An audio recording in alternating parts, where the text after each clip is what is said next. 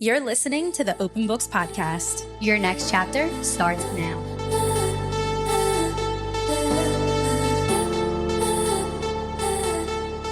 This podcast is brought to you by QNA Network. Hey, hi, hello, and welcome back to the Open Books Podcast. What if the one story you swore you'd never tell was the one that would set you free? This week, we're diving into the psychological thriller that blends murder, memory, and the haunting weight of family secrets. If anyone is new here, welcome. Welcome to the Open Books Podcast. Yes, that's Amber's number one line. Welcome to the Open Books Podcast. So we are Amber and Colby. I'm Colby. And I'm Amber. We are two former middle school English teachers, which is just really our biggest lore. That our classrooms were right next to each other, and that's really, well, we've known each other since high school. Yeah. We've been attached to each other by an invisible string. We always say that. Always. The invisible string theory, we're the perfect example of it. It was actually us. Yeah, because we knew each other in high school, but you were 2 years ahead of me. But we always just had this pull to each other. We were always I see you, you see me, there's something here. And then, as we got older and got into our careers, we were we need to teach together because you taught at a separate school. And we're we have to be together. No, we have to be teachers together. Yeah, so I literally left the school that I was at to go teach with Amber. I was sorry, I gotta go. No, literally, just to be besties. Your principal was okay, cool. She was thanks. Bye, I guess. Bye, I guess. Toodaloo. Toodaloo. So our classrooms were right next to each other. And that's, I think, where our book energy, our book synergy really happened. Absolutely. So we started reading books together. Then we started an actual physical in-person book club. And that was called the Parish Plot Twists. Yes, because we are from a small parish. Which so cute. Shout out to our old book club. That was so fun. That was fun. But the thing was, we would always show up to a restaurant and talk about the book, but we never talked about the book. We'd have too many margaritas, too many glasses of wine, and just then talk. We were just talking. So that's why we're we should have a podcast where we actually talk about the book. We're also both avid podcast listeners, which Absolutely. We connected on. So we talked about starting a podcast for probably literally 2 years. We were we're going to do this. It feels right. It feels natural for us. So we did. Yeah, we were we have nothing to lose, everything to gain. And at the time, we were who cares? Even if it's just the two of us listening back, we're doing it. It's fun. And honestly, it's just been this passion-fueled project, and it's led us to this point.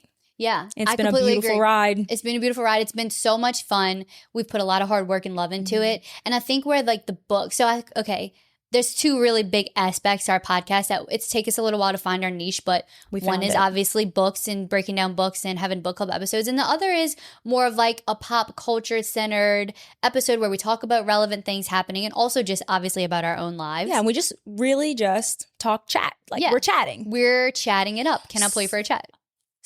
Can I pull you for a chat? Someone said it best. Someone said that listening to us is being on FaceTime with your best friend, and honestly, that's what it feels like sitting here. That's what it feels like. So yeah, that's what it feels like sitting here. We feel we've all said the best compliment Amber and I have ever received was that we compliment one each other, and we hold on to that because we really do feel that way. And but we have the same background. We're literally just the same person. Yeah. And our English. Okay, so I like to say this too because we're kind of qualified to talk about books because we were English teachers for 5 years and it was middle school, but middle school English is no joke. You really have to break down the literary elements, the literary devices, the sensory language, the figurative language. It's brought us so much joy. Now we get to do it about books we want to read and not English textbooks. Yeah. And all of that leads us to you finding us. Yes. We hope that you find that we complement your podcast. Yeah, your podcast lineup. Rotation. Yeah. So welcome to our corner. Yeah. Of the Apple podcast world. App. Yeah. Thank you for joining us. So we have a really fun episode for y'all today. I say fun because I think this episode is bringing us back to our literal roots, which is perfect for our first episode with a new network because we have a book that just took our world by storm this past week. Yes. It's all we've talked about back and forth was this dang book. And how much we've enjoyed it. And we've been literally chomping at the bit to get here and talk about it. Chomping at the bits. Chomping at the bits. Oh, well, we are going to talk about Love Island soon too, but not in this episode. Just this episode's our book. So I say, let's do it. Let's just get into it. This book was The Ghostwriter by Julie Clarke. It was trending. I think it's a book of the month pick as well, right? It is. a June or July. And we saw it trending on TikTok and it looked like the perfect little thriller. So we're like, let's just try it. We wanted to we wanted to do something that was trending and popular. So we picked this book up. I did audio. I did audio too. It was a very good audiobook because usually Colby is the audio girly. I'm a Kindle girly. But I've been trying to figure out what is the recipe for having a baby and still finding the time to read all these books. It's an audiobook. It's plain and simple. It's the answer. And it still exercises your brain because this is like an argument that I will stand very firm on because some people are like, audiobooks is not reading. No, it is. It's so reading. It still exercises your brain in the same way. I feel like I have the right to say this because I've read my entire life physical copies. Absolutely. Then in like 2020, I did Kindle. And now I'm on audiobook and I still get that same like rewarding feeling from listening to an audiobook. You're still thinking about the literary tools the author uses, the themes of the book. Just because you're not reading on a paper, I'm still getting that same outcome. The words are up here, baby. They're up here. They're up here. And the audio, yes, because you can listen to it like while you're at the park with the baby, while you're cleaning the house, like while the baby naps. So it's really the key. It's a good audiobook too, so highly recommend listening to the book. Yeah, so I'm going to give you all a summary of The Ghostwriter, whether you've read it or not, just like we said in our last episode with the tenant. The summary is here for a recap for you. Now, this one is a little bit lengthy, but this book like deserved a really like well thought out. It needs to be highlighted. It needs to be highlighted. It deserved a well thought out summary. And if you have not read the book, again, this is just like a little mini audio book in your ear. You get to listen to an interesting story and then hear us break it down. We love it. Okay, so this is a summary of The Ghostwriter. It was published June 3rd, 2025, so it's very new. We have multiple narrators and timelines in this novel. We go back and forth between present day and 1975. In the present timeline, we have our main protagonist named Olivia Taylor, although now she goes by Olivia Dumal. She's a ghostwriter who writes memoirs and stories for famous people and celebrities. She's the daughter of an infamous horror novelist named Vincent Taylor, but nobody knows that about her. First, we'll start off with Olivia's present timeline, and then we'll go into the timeline we get from the past, because of course we're going back and forth. If we went back and forth the way the book did, it would just take way too long and get a little too complicated. So we'll start off with Olivia. She's single, she's in her 40s, and she has a career that's falling apart. She was doing well for herself as a ghostwriter, but she ends up getting into some hot water when she makes a comment speaking on a panel that got her canceled after another ghostwriter named John wrote up an article about her that ended up taking off. It caused her to owe a lot of money in legal fees and lose potential book deals, leaving her broke and down on her luck. Olivia does have a pretty stable relationship with her boyfriend named Tom, though, even though he doesn't really know the full truth about who Olivia is. So, Olivia is the daughter of Vincent Taylor. Vincent Taylor was the prime suspect of the death of his two siblings back in 1975. Olivia's mother left her when she was just 4 years old, so it was always just her and her dad, Vince. We find out pretty early in the book that they had a very complicated relationship, as Olivia loved him but held a lot of resentment towards him. He was a distant father, though she did have some loving memories with him throughout her childhood. For example, he was always trying to make things fun for her by having treasure hunts or reading and writing stories with her. The problem was, though, that everyone around Olivia made her life all about her father, who was a #1 prime suspect in a decades-long murder case and also a well-renowned author. As Olivia got older, Vince shipped her off to boarding school, and that's when she decided to never come back. She ended up putting a lot of distance between her and her father in her hometown of Ojai. She changed her name from Olivia Taylor to Olivia Dumal and became a ghostwriter. Now here we are in the present day, and she gets a call from Vincent Taylor's team asking her to be a ghostwriter for his own memoir. Reluctantly, she takes the job since she really needs the money and moves back home to her hometown and back with her father to write the book. When she makes it there, she finds her father has been diagnosed with a severe case of Lewy body dementia and is very unwell. He's losing his memory more and more every day. He has good moments and is still sound of mind some of the time, but he does need full time from a caretaker. Olivia and Vincent start to reconnect as he tells her his story over the rest of the book. He wrote a 30-page manuscript of notes to give her about his past, and he decided he finally wants to tell what happened to his sibling all of those years ago in 1975. The problem is, though, the notes he gives Olivia are gibberish. Despite his deteriorating memory, Olivia must place together the truth, balancing his unreliable memories, buried family trauma, and her own complicated history. So now we're going to go back to the 1975 timeline. That's told to Olivia from both her father and some old home videotapes that were taken by Danny's sister, Poppy, on her Super 8 video camera. The narrative transports readers to the summer of the murders. We see the young Vincent, Danny, and Poppy, who are siblings in their teenage years. And they have a pretty tense family home. Poppy was 14 years old with a bubbly personality and was a budding feminist. Danny was the oldest brother, protective and troubled, and young Vincent was overshadowed and a bit secretive. The lead up to the bloody night is revealed gradually, creating a haunting atmosphere because the two older brothers, Danny and Vincent, began fighting a lot. They get super physical with each other, and their younger sister Poppy tries to piece together the puzzle of what's going on between them by being sneaky and making her home videos, which in the end reveal big secrets.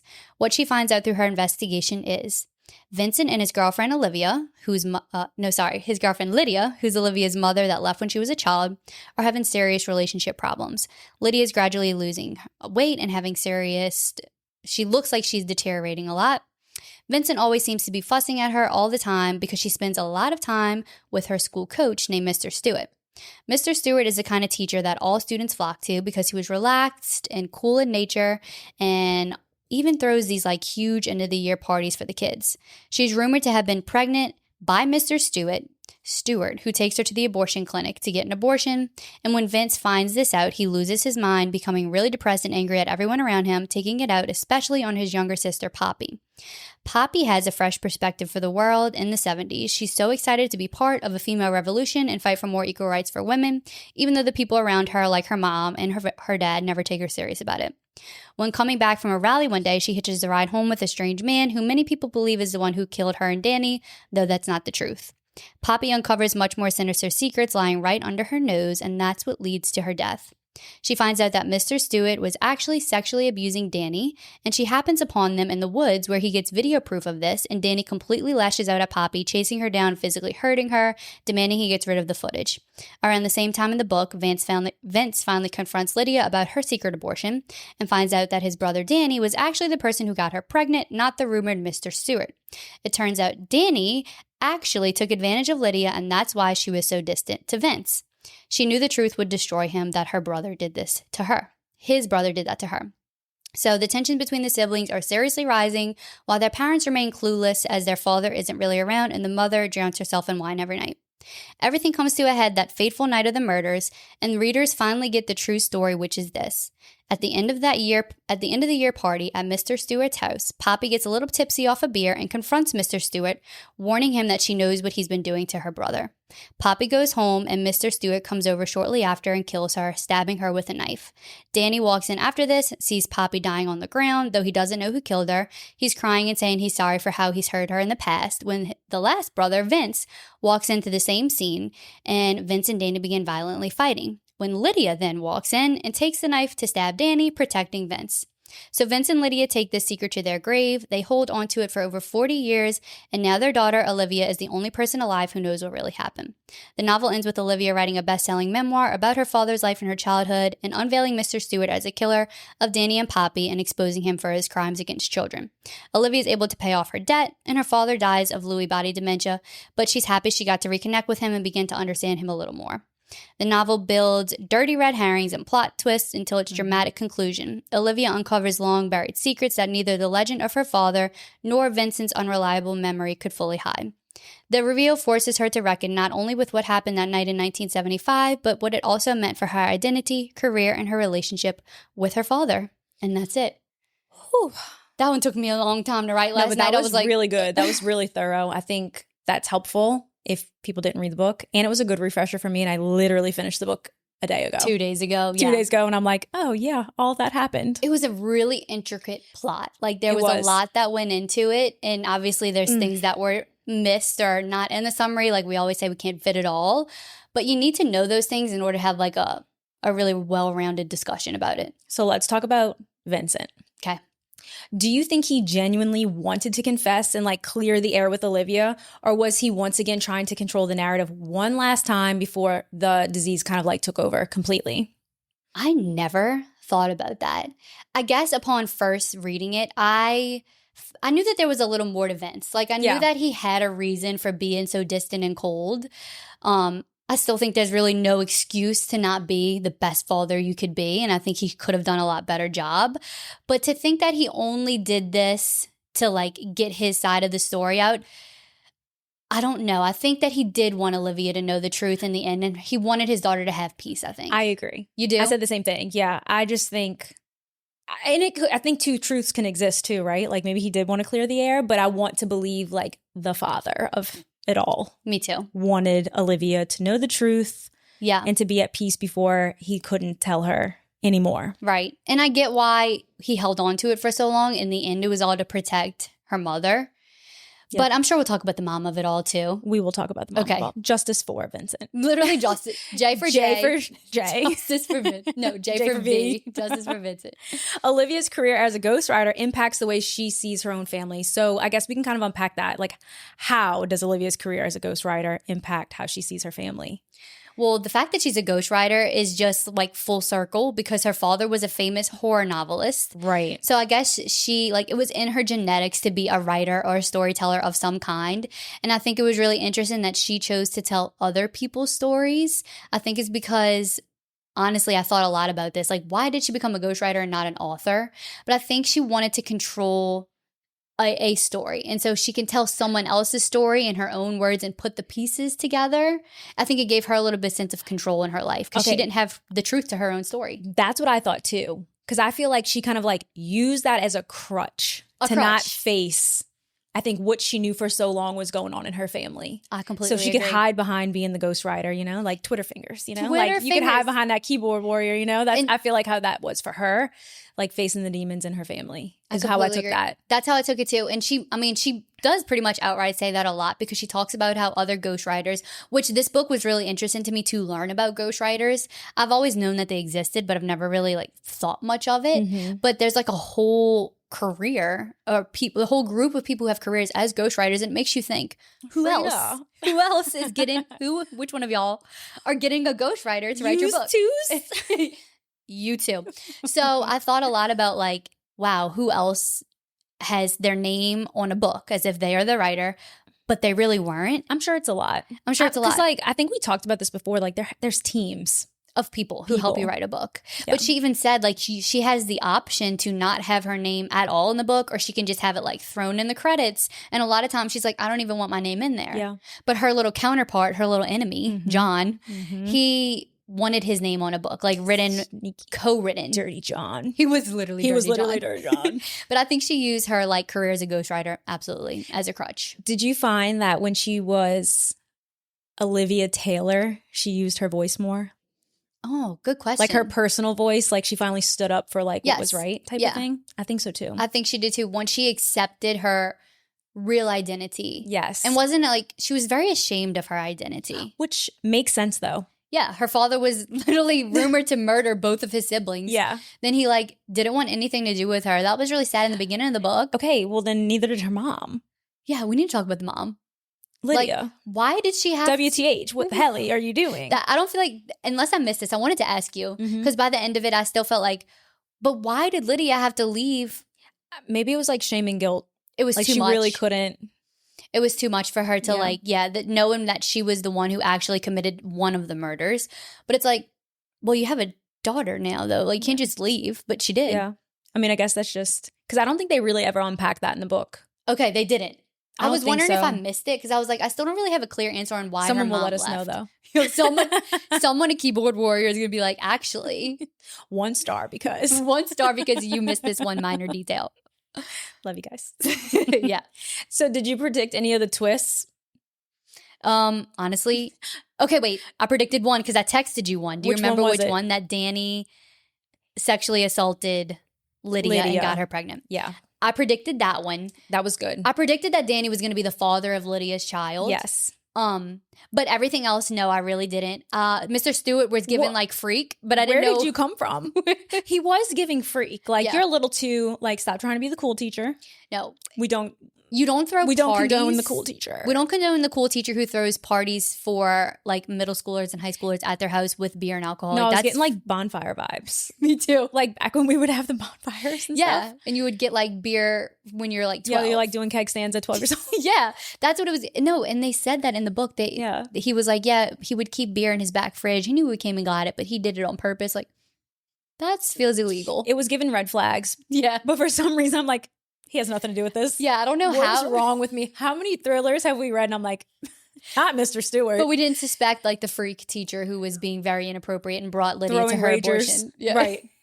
Literally, he was throwing like raves in the backyard. Yeah. We're like, surely it's not him though. He's fine. I don't know how we missed that, but I did predict like all the tensions that rose between Danny and Vince, the two brothers, and Lydia. I was like, I thought Lydia was cheating on Vince with his brother. Yes. And I think I texted you that I thought Danny killed Poppy because she knew about Lydia of it all and had it on her camera, her reel. Yeah.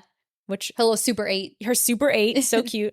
And then I thought Vincent killed Danny because he saw what he did to Poppy. Yeah. I'm like, that's not far off. It's not far off, but it was. Like, that's not what happened. In the end. It's not even close to what happened. Like, Mr. Stewart was the culprit. And like, J for V. J for V, Justin for Vince. Honestly. Yeah, like, he was fine.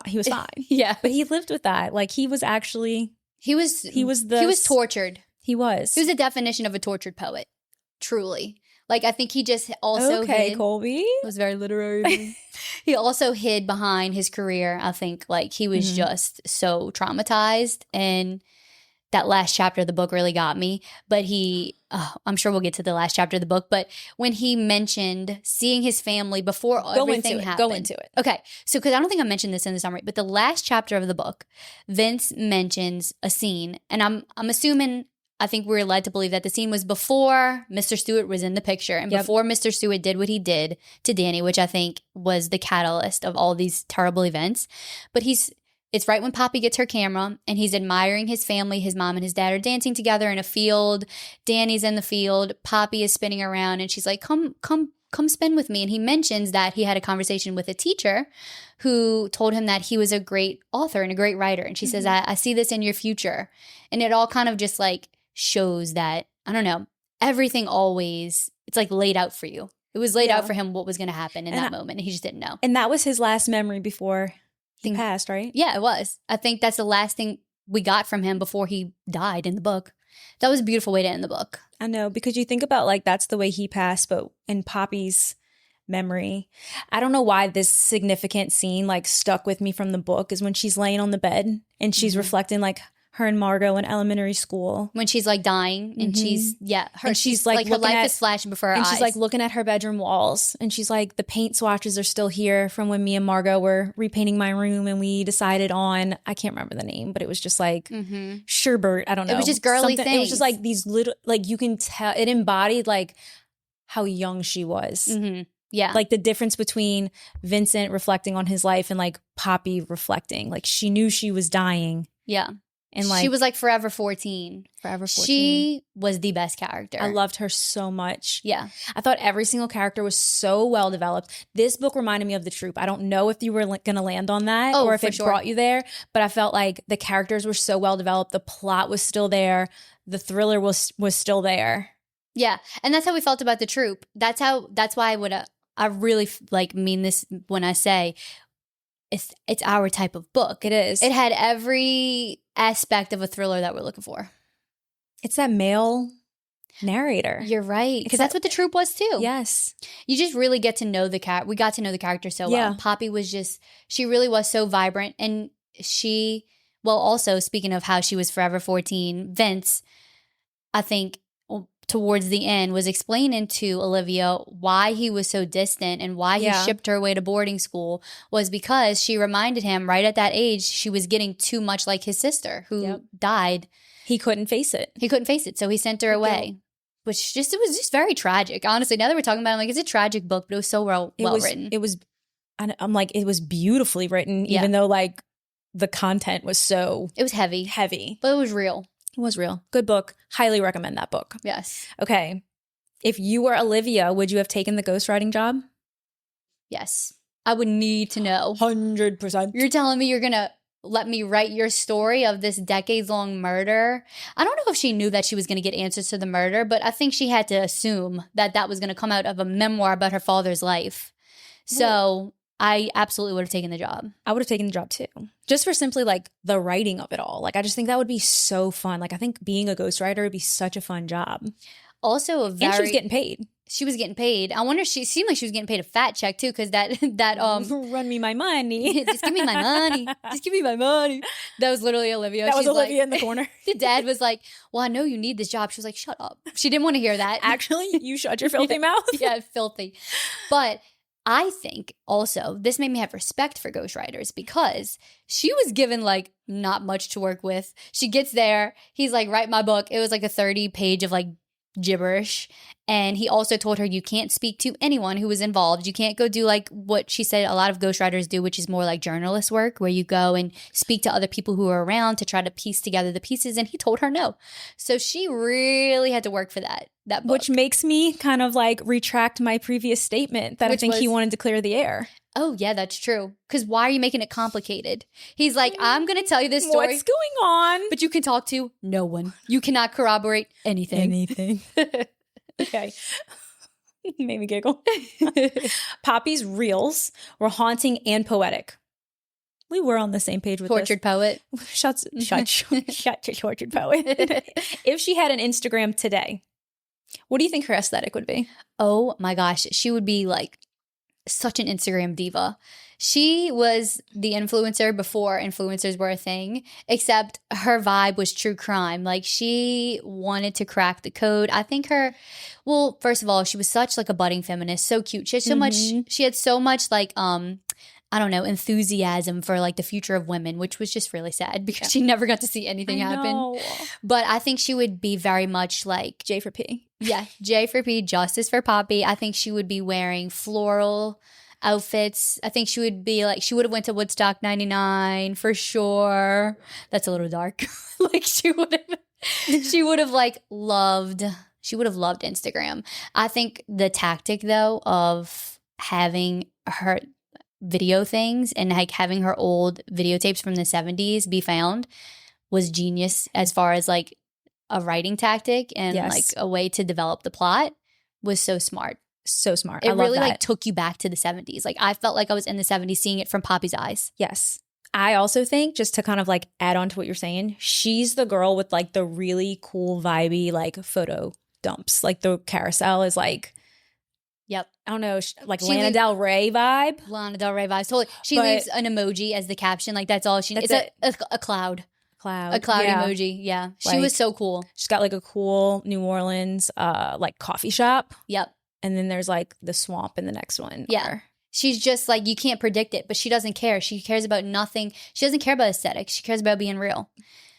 She really does. Also, mic drop. That's it. Period. Done. But she was so sweet. Like, she was honestly the biggest victim of the whole book because she cared so much about both of her brothers. She really just wanted them to stop fighting. She just like cared about people in general. She really did. And she wasn't ashamed of that. And like, it got her killed in the end. It's really sad. Stewart. Mr. Stewart. Little nasty. He was nasty. Wait. Drake and Josh. Megan. Mr. Stewart. Wait, I almost said Miranda. That's her real name. No, it was Miranda Cosgrove. Megan. Okay. Is that all of our questions? What? So like put a bow on it, stamp it. How many stars are you giving it? What's your thoughts? All right, I'm giving this book 5 stars. No questions asked. Like 5 out of 5. 5, boom, 5 in your face. Like this is like the SpongeBob emoji with hearts. Like me finishing this book, I was like, I loved it. No, we needed more. I don't know what that more was. I don't know what I was looking for. That would be my only, like, honestly, qualm with the book was that I wanted more. But it was an 8-hour audiobook. Like, she gave us what she could give us. But, like, Julie Clarke was working overtime. She was working overtime. So, okay, a couple things I want to say to wrap up the book. First, I have 2 quotes that really stuck with me. But also, I listened to the author, Julie Clarke, on a podcast yesterday when I finished the book because I just needed to hear her thought process. A lot of times, I like to stray away from authors because it kind of really like takes me out of the experience because I'm like, oh, this was a fictional story. None of these people are real. That freaks me out. I like to believe it's all real, like when we're reading stories. Yeah. So listening to the author kind of like pulls me back out of that. But I was so intrigued by her storytelling, I wanted to hear her out. So listen to her on a podcast, and she really just like talks about her thought process. She said that this book was so like meaningful. She took her time. It took her 3 years to write. Wow. Yeah. She said, I didn't rush it. Like every character was very important to me. She always knew how it was going to end. But like she kind of like let the story come to her. And I thought that was, I love that. I like hearing how authors minds work, because that sounds right in this book to me would feel impossible. Like, it was so intricate. It was intricate. So props to authors. The other two things, there was 2 lines that really stuck with me, because there was 2 like really big overarching themes in the book that I really appreciated. Because a lot of times, like a Frida book, there's not really like this huge revelation or theme. It's just fun. It's a good, fast read. And that's always a joy. Yeah, and you just pick up her next book because, duh. It's literally like eating popcorn. You just keep coming. Keep giving me those books. But this type of book, like this and The Troop by Nick Cutter, which we did an episode on that one, Then She Was Gone by Lisa Jewell. So good. The ones that have these really intricate plots, the character development is there. You get to know the characters. I think you see yourself in the book in some Darling way. Girls was another one that you really like can put yourself in one of the character shoes, and that's what makes reading like so special. Is you feel connected to a story in some way. It makes you think of your past, your present, gives you hope, whatever. So there were 2 lines that made me feel that way. The first one was about Olivia and her father. So this book was heavy on daddy issues. Okay. As a person with daddy issues, that really got to me. And that's what made it special. I was like, you can connect to these people. So this is something she said. Loving my father was a complicated algorithm, and it meant accepting things about him that I would never understand. And I was like, yeah, that encapsulates what I'm sure a lot of people feel, to have a complicated relationship with a parent. It's this complicated algorithm. I love that term, a complicated algorithm, because it's not a straight line. It's ever, and it's always twisting and turning, and it's a complicated algorithm. And it means it takes a lot of acceptance to be okay with that and to love people where they are. And I think that's where she got at the end. I think she loved her dad exactly where he was. Yep. Now, there was another line from. This was Vince, Poppy and Danny's father. So he said, when Poppy was born, she was beauty, grace, and light, and she continues to be that way all of her beautiful days, which was the name of the memoir. No, I know, it literally is going to make me cry. When I heard that, I was like, So that was the name of the memoir that she ends up writing. I thought it was a beautiful way to conclude the book and show how well the character and the plot were developed, because it was a line that was repeated multiple times. Multiple times, yeah. Yeah. And never really knew the true meaning of it until the very end of the book, where, like I said, he's looking at the blue skies and his sister, and she remained that way because she died at 14. She was stumped in that. Which I love that Julie Clarke did that. Had that line and like knew.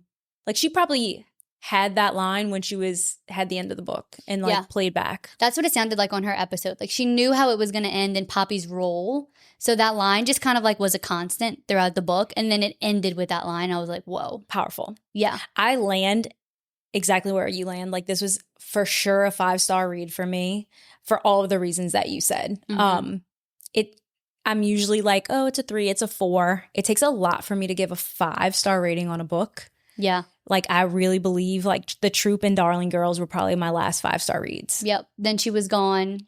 Yeah.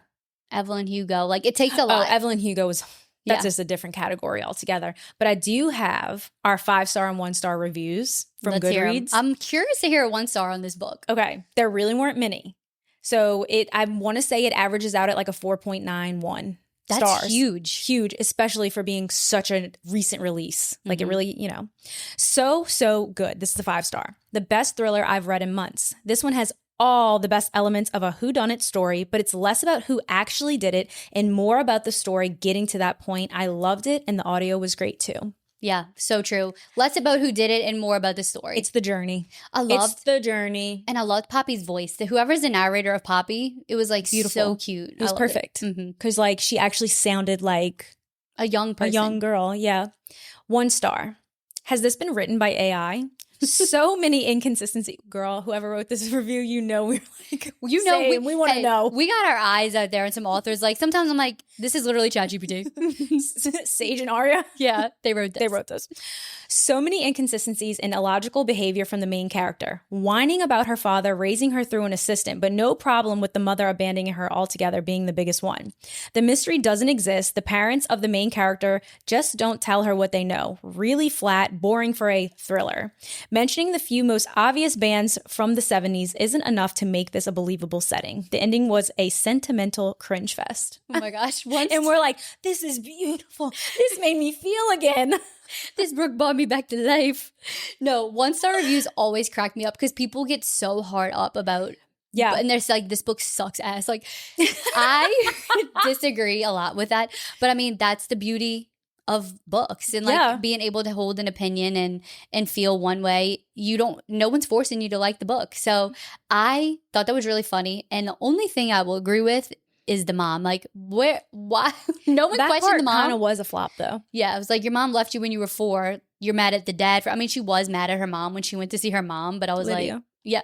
Lydia was a loser for that. I'm sorry. But other than that, I disagree. That was a really good book in my opinion. Our next on the shelf is going to be Don't Let Him In by Miss Lisa Jewell. We're ready for another We love Lisa. Lisa. We do. From the #1 New York best-selling author, Lisa Jewell, 3 women are connected by one man in this kaleidoscopic thriller. He's the perfect man and the perfect lie. Nina Swan is intrigued when she received a condolence card from Nick Radcliffe, an old friend of her late husband who is looking to connect after her husband's unexpected death. Nick is a man of substance and good taste. He has a smile that can melt the coldest heart and a knack for putting others at ease. But to Nina's adult daughter, Ash, Nick seems too slick, way too polished, and too good to be true. Without telling her mother, Ash begins digging into Nick's past. What she finds is more than unsettling. Martha is a florist living in a neighboring town with her infant daughter and her devoted husband, Alistair. But lately, Alistair, that's the name we love. It's Alistair. Pardon my French, guys. Tomato.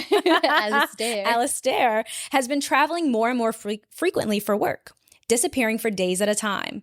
When Martha questions him about his frequent absences, he always has a legitimate explanation, but Martha can't share the feeling that something isn't right.